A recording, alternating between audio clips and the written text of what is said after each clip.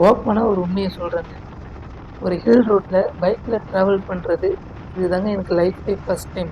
உண்மைய சொல்லணும்னா, இந்த ஃபீல் வந்துட்டு வேற லெவல்ல இருந்துச்சு.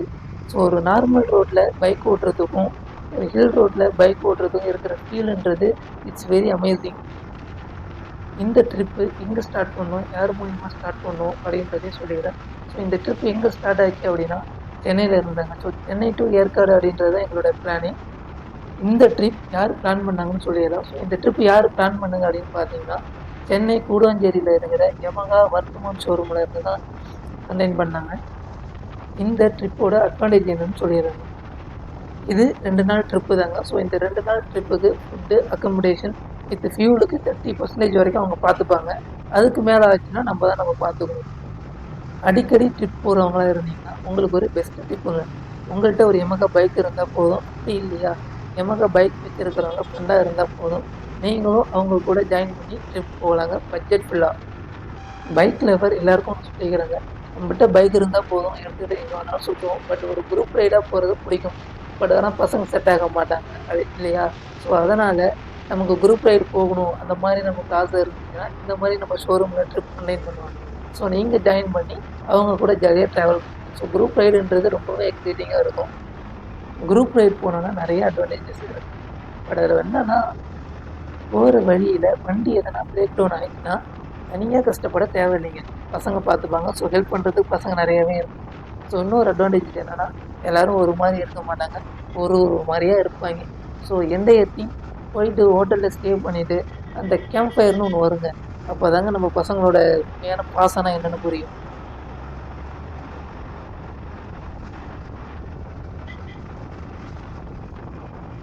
ஏற்காடுங்க. ரொம்ப பெரிய ஹில்ஸ்லாம் கிடையாது. ஒரு 20 டூ 30 மினிட்ஸ்ல வந்துட்டு நம்ம ஏறிடலாம். ஸோ ரோட்ஸுக்குன்னு ஒரு அழகு இருக்குங்க.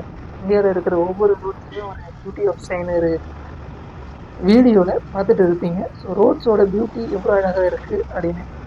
இதுதாங்க டிராவல். இந்த அழகுக்காக தான் நம்ம வந்துட்டு டிராவல் பண்றதே. இந்த ஏற்காட்டுக்கும் எனக்கும் ஏதோ ஒரு சென்டிமெண்ட் ரிலேஷன்ஷிப் இருக்குன்னு நினைக்கிறேங்க.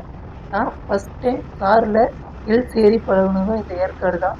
ஸோ நான் என்னோட ஃபேவரட் பைக்ல ஃபர்ஸ்ட் டைம் பைக்ல டிராவல் பண்றது இந்த ஏற்காடு ஹில்ஸ் தான். What a coincident. இந்த கார்ல ஹில் ஏறின எக்ஸ்பீரியன்ஸ்ன்றது வேற லெவலுங்க. ஆக்சுவலி இந்த ரோட்ல நாங்க வந்துட்டு ஏறல.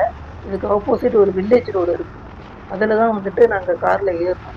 நெறைய இன்சிடென்ட்லாம் நடந்துச்சு. கார் பின்னாடிலாம் போய் பசங்க வந்துட்டு கல்லெல்லாம் எடுத்து வச்சு அதுக்கப்புறம் ரொம்ப கஷ்டப்பட்டு ஏறுனோம். ஸோ ஃபர்ஸ்ட் டைம்ன்றதுனால ஒரு மாரி ஆயிடுச்சுங்க. ஃபர்ஸ்ட் டைம் அந்த கார்ல ஏறுனதுன்றது ரொம்பவே சூப்பரா இருந்துச்சு. ஸோ செகண்ட் டைம் இப்போ பைக்ல ஏறுறப்போ பார்த்தீங்கன்னா, ஈஸியா ஒரு 20 மினிட்ஸ்ல வந்துட்டு நாங்க ரீச் ஆயிட்டோங்க.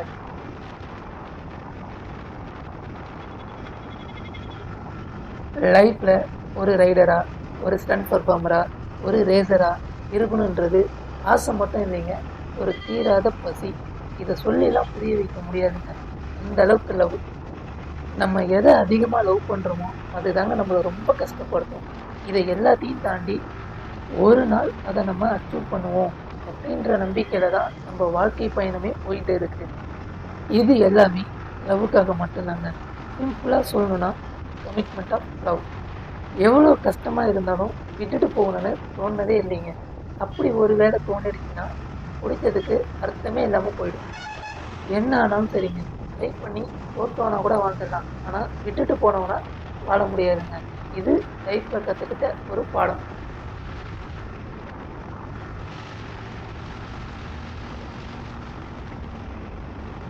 இப்படிதாங்க ஒரு நாள் என் செல்லக்குட்டி பைக்கிட்ட, "நீ தான் எனக்கு ரொம்ப பிடிக்கும்டி. ஐ லவ் யூ டி" அப்படின்னு தான் சொன்னேன். உடனே அவ வந்துட்டு, "ப்ரூஃப் என்னடா வச்சிருக்க?" அப்படின்னு கேட்டா, "புடிச்சதுக்கு என்ன ப்ரூஃப் குடுக்க முடியும்? சொல்லுங்க பாப்போம்."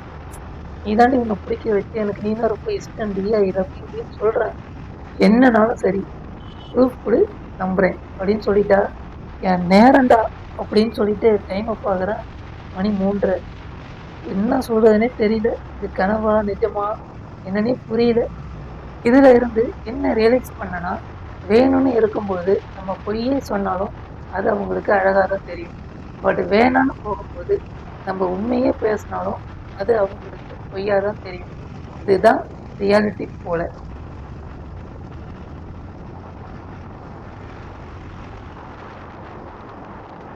ரைடராக இருக்கணும் அப்படின்றது ஒரு நாளில் வந்து ஆசைப்படுங்க. It's childhood memories. சின்ன வயசுல இருந்தே அது பிடிக்கும்.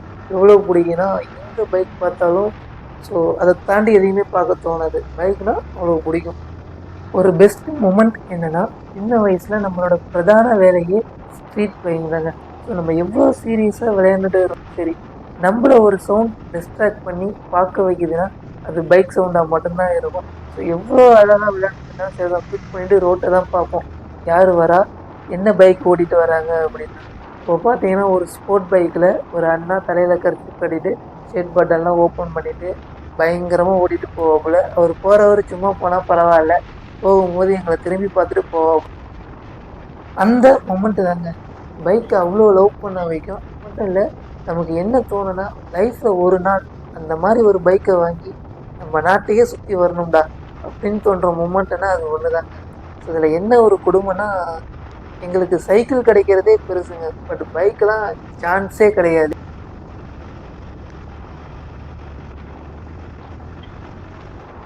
இருங்க இருங்க, வீடியோவை தள்ளி விட்டுறாதீங்க. ஒரு ஜென்ரேஷனோட மெமரிஸ் பற்றின வீடியோ தாங்க. அந்த மெமரி எப்படி ட்ரீம் ஆச்சு, அந்த ட்ரீம் ஃபில்ஃபில் ஆச்சா அப்படின்றது தான் இந்த முழு வீடியோவுமே. ஸ்கிப் பண்ணாமல் பாருங்கள். ஒரு ஜென்ரேஷனுக்கு பைக்கை பிடிக்க வச்ச சம்பவம் ஒன்று இருக்குது, சொல்கிறேன் கேளுங்க.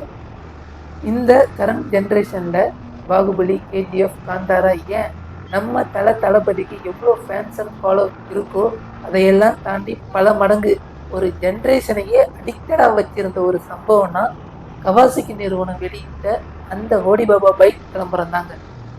90s ஜென்ரேஷனில் ஹோடிபாபா விளம்பரத்தை பார்த்துட்டு பைக் ஓட்டாத, சாரிங்க என்கிட்ட அப்போ பைக் இருந்ததில்லை, சைக்கிள் டயர் தான் இருக்கும், அந்த சைக்கிள் டயரை எடுத்துன்னு ஹோடிபாபான்னு பைக் ஓட்டாத பசங்களே இருக்க முடியாது.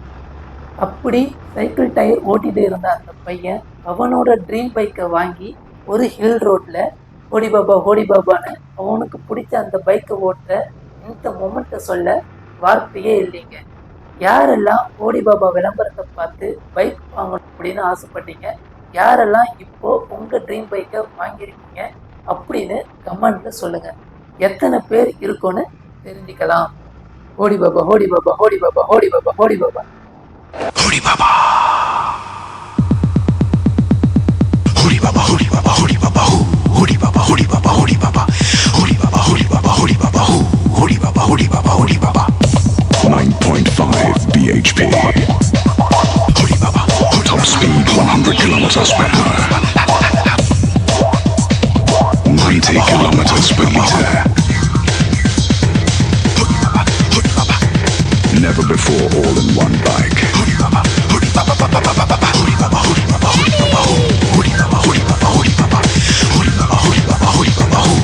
Introducing the Bajaj Caliber 115.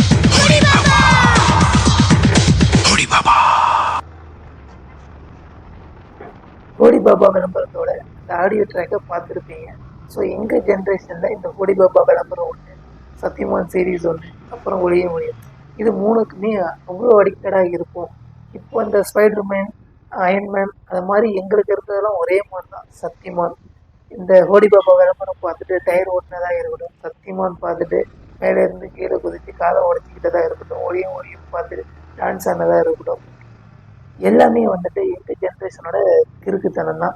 அவ்வளோ அழகாக சேட்டை பண்ணி சுற்றின்னு தெரிஞ்ச காலம்லாம் இன்னைக்கு நினச்சாலுமே வந்துட்டு ஒரு மாதிரியா அழகாக தாங்க இருக்குது. அந்த அழகான வாழ்க்கைலாம் நம்ம லைஃப்பில் முடிஞ்சு போச்சுங்க.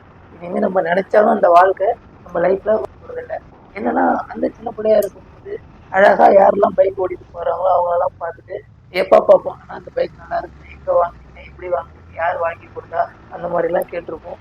என்னன்னா, இன்னைக்கு நம்ம பைக்கு, நமக்கு பிடிச்ச பைக்கை நம்ம வாங்கி ரோட்டில் ஓடிட்டு போகும்போது இந்த ஸ்கூல் பசங்களாம் பார்த்துட்டு சொல்லுவாங்க, ஆனால் பைக் சூப்பராக இருக்குண்ணா, பைக் சூப்பராக இருக்குண்ணான்னு. பட் அந்த பசங்களுக்குலாம் சொல்கிறது ஒன்று தான், நாங்களும் உங்கள் வயசில் உங்களை மாதிரி தான் இருந்தோம், இப்போ இந்த பைக் வாங்கியிருக்கோம், நீங்கள் வயசாகும் போது நீங்கள் அச்சீவ் பண்ணும்போது இதை விட ஒரு சூப்பர் பைக் வாங்குவீங்களா, அந்த மாதிரி தான் சொல்ல தோணும். நானும் நிறைய பேர்கிட்ட சொல்லியிருக்கிறேன்.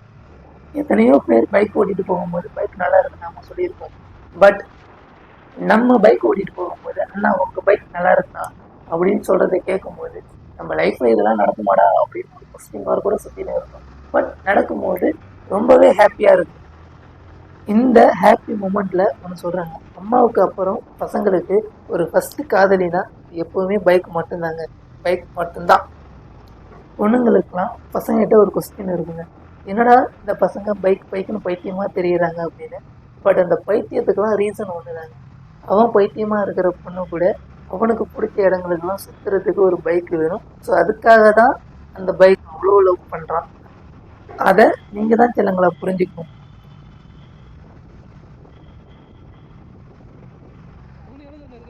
இன்னைக்கு என்கிட்ட பைக் இருக்கு, எடுத்து ஜாலியா சுத்துறேன். பட் பைக் இல்லாத அந்த ஒரு மூமெண்ட்ல தான் ரொம்ப கஷ்டங்க. ஒரு எமர்ஜென்சி கூட போயிட்டு யாருக்கிட்டையும் பைக் வேணும்னு கேட்க முடியாது, கேட்டாலும் தர மாட்டாங்க.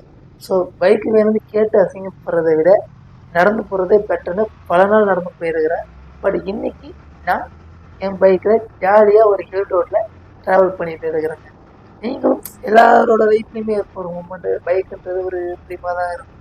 பட் யாரெல்லாம் இந்த மாரி பைக் கேட்டு கிடைக்காம இருந்திருக்கு, தரமாட்டேன்னு சொல்லியிருக்காங்கன்னு எனக்கு தெரியல. பட் என்னோட லைஃப் அது நிறைய நடந்திருக்கு. எவ்வளவோ நான் பைக் இல்லாமல் நடந்து போயிருக்கேன். பட் இன்னைக்கு பைக்கில் நான் ஊரில் ட்ராவல் பண்ணேன். ஊரில் சொல்கிற ஒரே வார்த்தை, ஊரில் யாருக்கிட்டையுமே இல்லாத ஒரு பைக்கை நீ வச்சிருக்கிற அப்படின்னு.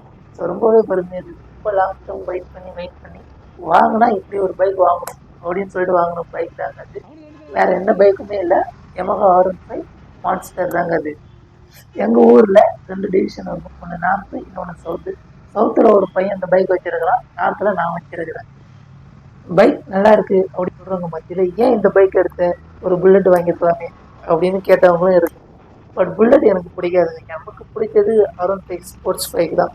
அந்த அது என்னமோ தெரியலங்க, அந்த பைக் பார்க்கும்போது தான் அது அது ஒரு வேற மாதிரி ஃபீலுங்க. லைஃப்ல ரொம்ப கான்ஃபிடென்டா பைக்னு ஒன்று வாங்கினா அது R15 தான் இருக்கும், இல்லைன்னா எந்த பைக்குமே வாங்கக்கூடாது அப்படின்னு. ஸோ அப்படி வாங்கின பைக் தான் இது. ஸோ அந்த பைக்கில் தான் இப்போ நான் ட்ராவல் பண்ணிட்டு இருக்கேன். வீட்டில் கேட்டாங்க, என்னடா இது கல்யாண வயசில் பைக் வேணும் இருக்கேன்.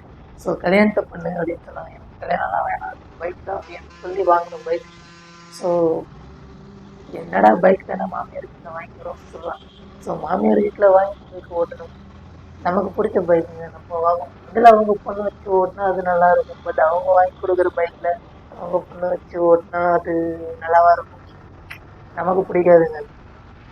நமக்கு பிடிச்ச பைக்கு, நமக்கு பிடிச்ச பொண்ணு பின்னாடி இருந்தால் எங்கே வேணால் போகலாங்க. எங்கே போனாலுமே அது சொர்க்கம் தான். பட் பின்னாடி எங்கே பொண்ணுன்னு கேட்டுறாதீங்க. பிடிச்ச பைக் இருக்கு, பட் பொண்ணு தான் கிடைக்கல.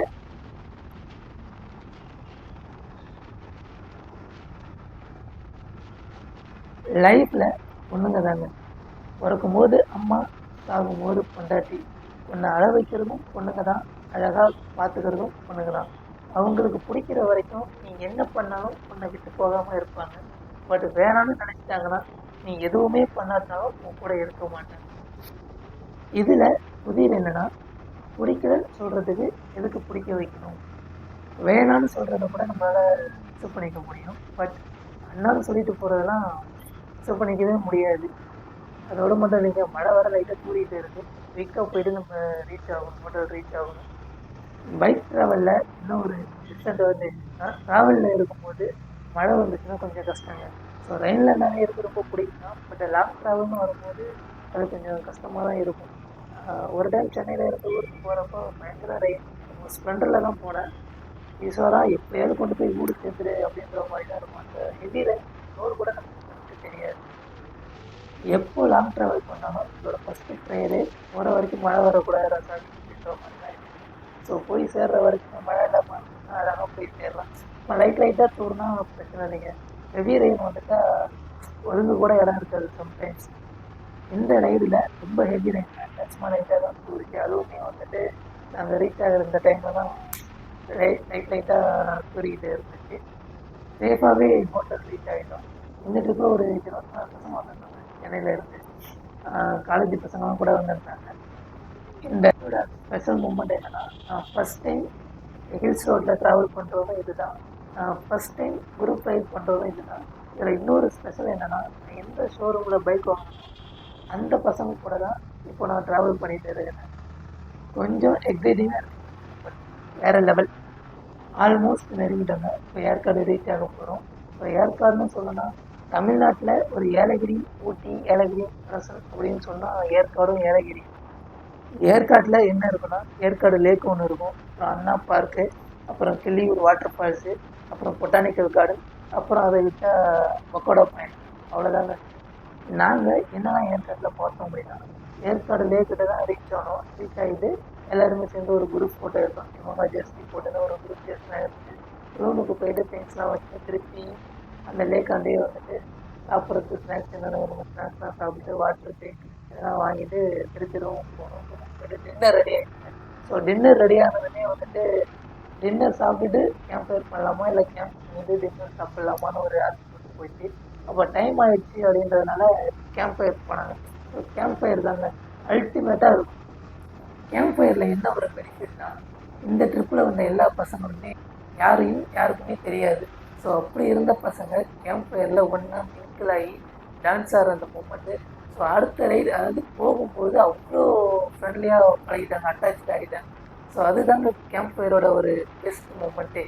ஸோ குரூப் ரைடில் அந்த கேம்ப் ஃபயர் அப்படின்ற ஒரு எக்ஸைட்மெண்ட் எதுலையுமே இருக்காது.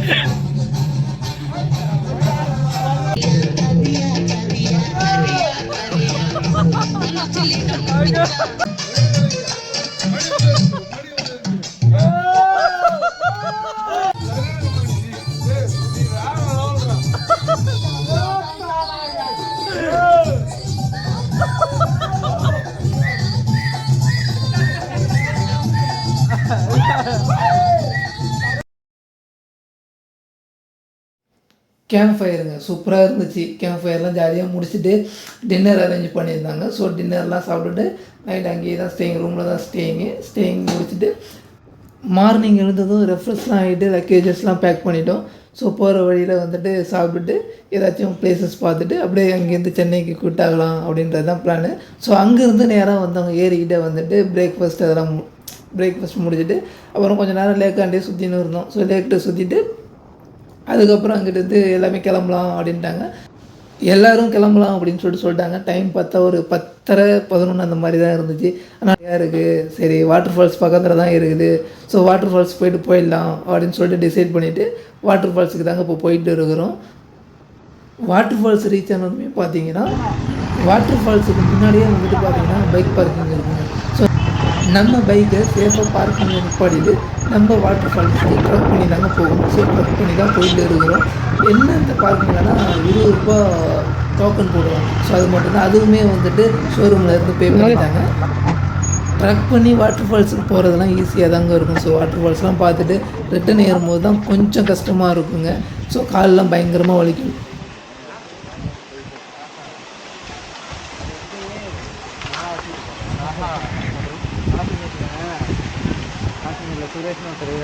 அப்போ பழைய ரோடு அது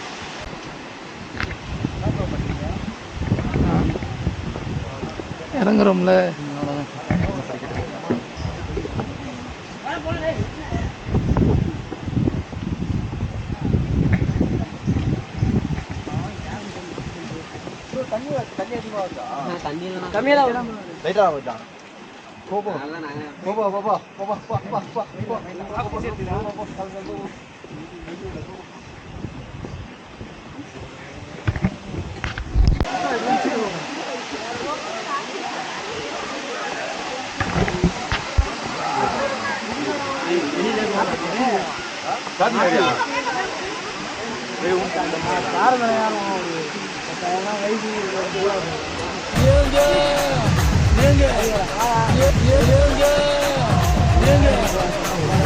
தண்ணிய மேல படும்பொழுது சொர்க்க பூமிக்கே வந்துட்டேங்க. இங்கிட்டு பார்த்தா அங்கிட்டு பார்த்தா காடு மாதிரி உமாப்பட்டி. ஐயோ உமாப்பட்டி மொத்தத்துல உமாப்பட்டி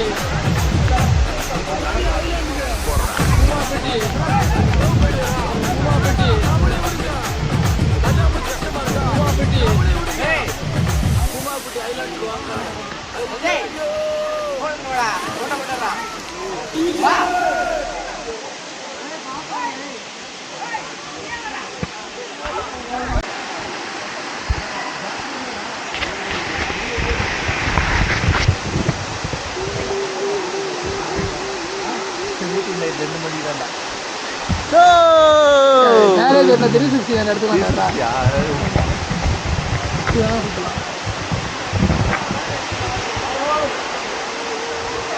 நம்ம தெரியுமா பூமா பெட்டிடா